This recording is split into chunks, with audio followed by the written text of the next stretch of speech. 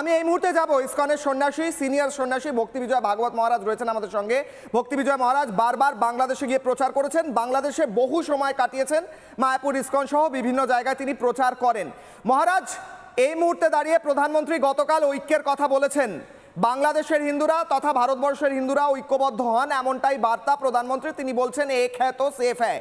সবচেয়ে বেশি আক্রমণ হয়েছে বাংলাদেশে ইসকনের ওপর। সরাসরি রাস্তায় দাঁড়িয়ে বলা হয়েছে যে ধরে ধরে বেছে বেছে জবাই করো, বলা হয়েছে গণহত্যা হবে। আপনারা কি পদক্ষেপ নিচ্ছেন মহারাজ ইসকনের ভক্তদের সুরক্ষিত রাখার জন্য? আপনাদের পদক্ষেপ কি? তো খুব একটা গুরুত্বপূর্ণ বিষয় নিয়ে আপনারা আলোচনা করছেন। আমরা ইসকন ভক্তদের, বিশেষ করে বাংলাদেশের সমস্ত হিন্দুদের জন্য আমরা সত্যি উদ্বিগ্ন, দুশ্চিন্তার মধ্যে রয়েছি। আমাদের গত 4 দিন আগে আমরা ইন্ডিয়ান যত ইসকন লিডার আছে সে বিষয়েও আমরা বিষয়টা নিয়ে গভীরভাবে পর্যালোচনা করা হয়েছে।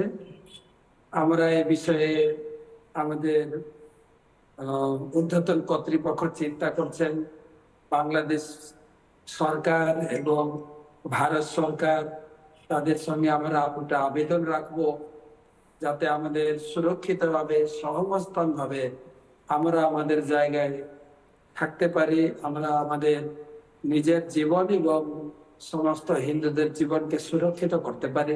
সে বিষয়ে আমরা আলোচনা করছি এবং আমাদের একটা পরিকাঠামো তৈরি করতে চলেছে। বেশ, প্রধানমন্ত্রী গতকাল, আমি আবারও প্রশ্ন করছি, প্রধানমন্ত্রী তবে আমরা একে আহ্বান করেছি, আমরা একত্রিত ভাবে আমাদের বেঁচে থাকার লড়াই, সবাই আমরা বুঝতে পারছি যে একটা আমাদের উপরে বড় বিপদ হতে চলেছে এবং বিপদ হয়েছে। যখনই বাংলাদেশ যে সরকার আসুক, কোনো কিছুর পরিপ্রেক্ষিতে সবসময় হিন্দুদের পরে একটা অত্যাচার গেছে। আর বাংলাদেশে ইসকন একটা বড় সংখ্যা নিয়ে হিন্দুদের নিয়ে আমরা চলছি। তো বর্তমান প্রতিবাদের দিকে ইসকন এগিয়ে আছে। তো সেই জন্য আমরা সমস্ত হিন্দুদেরকে আহ্বান করেছি যে সবাই সম্মিলিতভাবে আমরা আমাদের সহাবস্থানের ক্ষেত্রে আমরা একজোট হয়ে আমরা একত্রিত ভাবে থাকবো। আর সেটার লক্ষ্যে আমরা একটা পজিটিভ ছাড়া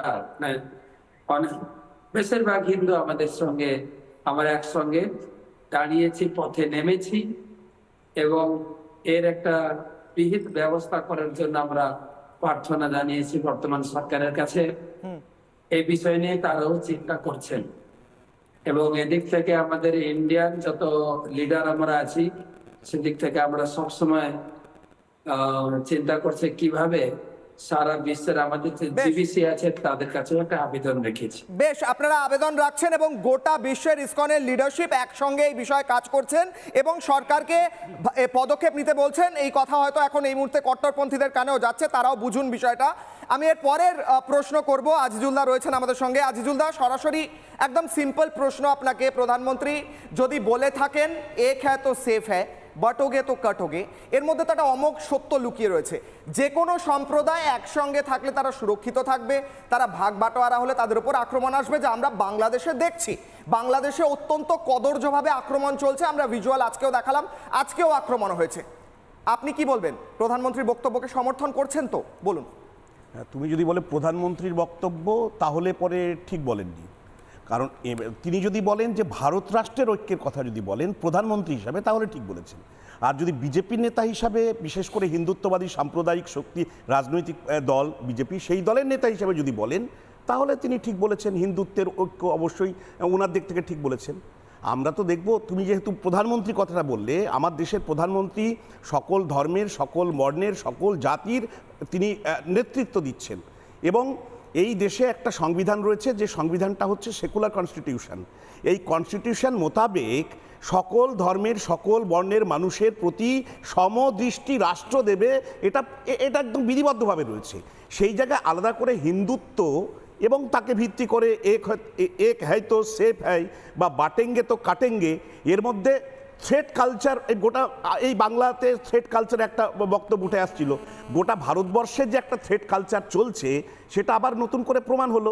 আর বিষয়টা হচ্ছে কেন আজিজুল দা থ্রেট কালচার কেন? এক হ্যাঁ তো সেফ হ্যাঁ, একসঙ্গে থাকলে সুরক্ষিত থাকবে, ওই কথাই এর মধ্যে বললাম, কি threat ওই কথাই culture? বললাম তো আমি, যে কিশোর আমি যেটা বলছি, হিন্দুরা- প্রধানমন্ত্রী যদি বলেন, মুসলিমরা, হিন্দুরা, খ্রিশ্চানরা, যে কোনো সম্প্রদায়ের মানুষ তারা যদি একসঙ্গে ঐক্যবদ্ধভাবে থাকে তারা সুরক্ষিত থাকবে, এর মধ্যে থ্রেট কালচার কোথায় আজিজুল দা? আমি বলি, তুমি এই যে কথাটা বলছিলাম, ভারতবর্ষের প্রধানমন্ত্রী ভারতবাসীর ঐক্যের কথা বলবেন, হিন্দুদের ঐক্যের কথা বলবেন, এটা এটা এটা কাঙ্ক্ষিত নয়, 1 নম্বর। 2 নম্বর, যে একর কথা বলছেন, বিগত 19 মাস ধরে ভারতবর্ষের একটা অঙ্গরাজ্য মণিপুরে যে একটা ভয়ানক রক্তাক্ত হিংসাত্মক ঘটনা চলছে, ঘৃণা, বিদ্বেষ নির্ভর বিভাজনের রাজনীতি একটা রাজ্যকে শেষ করে দিচ্ছে, ডাবল ইঞ্জিনের সরকার সেখানে চলছে, দেখতে পাচ্ছি না আমরা? সেই হিংসা থামাতে পারছেন না ডবল ইঞ্জিনের রাজ্য, এটা তো তোমরা দেখতে পাচ্ছ না? হিন্দুত্বের ঐক্য বলো, কোনো অসুবিধা নেই, কিন্তু প্রশ্ন হচ্ছে দেশের একটা প্রান্তে যখন আগুন জ্বলছে, সেটা নিয়ে তোমাদের কোনো কথা নেই। আজিজুল দা, মণিপুরে অবশ্যই অশান্ত পরিস্থিতি আমরা বারবার রিপোর্ট করেছি, এবং মণিপুরে সবচেয়ে বেশি আক্রমণ কাদের উপর তোমরা হয়েছে? রিপোর্ট করলে কি করলে না সেটা আজিজুল দা, ম্যাটার করে না, মণিপুরে সবচেয়ে বেশি আক্রমণ রাষ্ট্র কি কাদের উপর পদক্ষেপ গ্রহণ হয়েছে? করেছে? নরেন্দ্র মোদী নেতি বৈষ্ণব হিন্দুদের উপর হয়েছে আজিজুল দা, ওখানেও হিন্দুদের উপর হয়েছে। সেখানে যদি গভর্নমেন্ট ফেলিওর করে থাকে, অবশ্যই ফেলিওর আমরা প্রশ্ন করব, রিপাবলিকে করব, কিন্তু প্রধানমন্ত্রী যদি ঐক্যের কথা বলেন, সেখানে সাম্প্রদায়িক এলিমেন্ট কিভাবে আসতে পারে সেই লজিক আপনি দিতে পারছেন না। আমি দিয়েছি, আমি শোনো, সেখানেও তো সাম্প্রদায়িকতার বিষ বাষ্প, আমি কথাটা বলেছি, ঘৃণা ও বিদ্বেষ নির্ভর বিভাজনের রাজনীতি, এই যে কুকি এবং মেইতেদের মধ্যে যে একটা সংঘাত চলছে, সেই সংঘাত এর পিছনেও রয়েছে এই যে হিন্দুত্ববাদী শক্তি। না, এই সংঘাতের পেছনে রয়েছে চীন, এবং আমি সরাসরি বলছি আজিজুল দা, সবাই জানে, বেসিক তথ্য সবাই জানে, বর্ডার এরিয়াতে কারা অশান্তি ছড়ানোর চেষ্টা করে, কোথা থেকে ইন্টেলিজেন্সের মাধ্যমে, কোথা থেকে সেখানে দেওয়া হয়, উৎসাহ দেওয়া হয়, অশান্তির অস্ত্র সাপ্লাই হয়, টাকা আসে, আপনিও জানেন আজিজুল দা, আমিও জানি, বর্ডার স্টেটে অশান্ত হলে কাদের লাভ হবে? চীনের লাভ হবে না পাকিস্তানের লাভ হবে? প্রত্যেকে জানে। আজিজুল দা, আমি বিমলদার কাছে একবার যাবো। আজিজুল দা, আমি আসছি আপনার কাছে। তার জন্য দায়িত্ব দেওয়া হয়েছে একজনকে, তিনি আমাদের পাহারাদার ভারতবর্ষের। বেশ, বিমলদা, আজিজুল্লাহ বলছেন যদি গোটা ভারতবাসীর ঐক্যের কথা বলে থাকেন, প্রধানমন্ত্রী হিসেবে বলে থাকেন, তাহলে ভালো, কিন্তু তিনি আসলে সাম্প্রদায়িকতার বিষবাষ্প ছড়াচ্ছেন। ঐক্যের কথা বলে বিষবাষ্প কিভাবে আমি বুঝতে পারছি না, আপনি বলুন। আর আপনাদের ফেলিওরও উনি হাইলাইট করছেন। কিশলয় নেতাজি সুভাষচন্দ্র বসুকে তীব্র সমালোচনা করতো কলকাতার একটি ইংরেজি কাগজ। নানা ধরনের কন্টেন্ট দেখার জন্য লাইক করুন, শেয়ার করুন আমাদের ফেসবুক পেজ, সাবস্ক্রাইব করুন আমাদের ইউটিউব চ্যানেল, পাশাপাশি অন্যান্য ব্রেকিং নিউজের জন্য অবশ্যই চোখ রাখুন রিপাবলিক বাংলায়।